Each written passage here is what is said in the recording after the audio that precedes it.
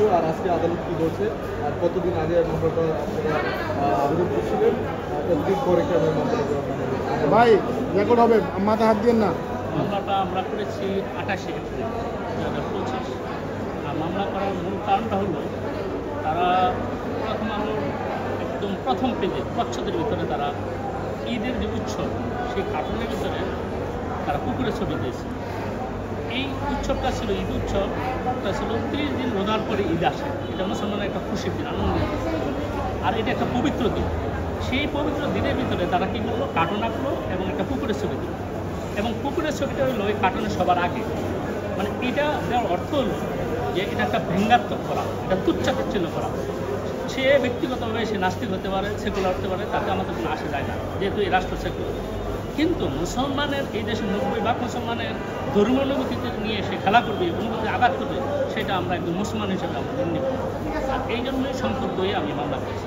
আমি বিজ্ঞ আদালতকে বলেছি, আমাকে জিজ্ঞেস করে আপনি কেন করেছেন?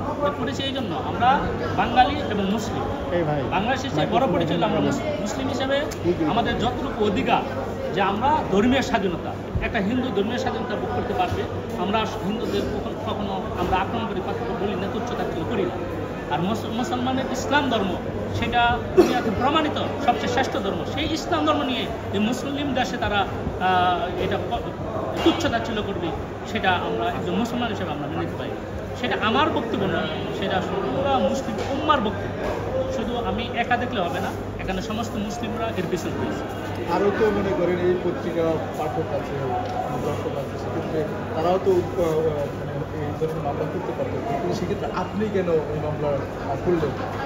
মুসলমান যখন কোনো বিপদে পড়ে, তো কিছু কিছু বিষয় আছে ফরজে আইন বলে সবার দায়িত্ব, আর কিছু কিছু বিষয় আছে ফরজে কেফায়া, কেউ করলে বাকিদের আদায় হয়ে যায়। এখানে আমি করেছি, বাকি মুসলমানরা তো আমার পিছনে আছে, ওরা তো সহযোগিতা করতেছে, দোয়া করতেছে, পরামর্শ দিচ্ছে। এখানে আমি করা মানে সমস্ত মুসলমান, আপনার দায়িত্বটা আমি পালন। মামলার গতিতে আসলে আমরা যখন মামলা করেছি তখনই আমরা ভেবেছিলাম যে মামলাটা হয়তো মানে একটু সহজ গতিতে, স্বাভাবিক গতিতে আগাবে। তো যেটা সন্দেহ করছিলাম সেটি হয়েছে। তারপরেও আমি আলহামদুলিল্লাহ খুশি যে কোর্ট মামলাটা নিয়েছি।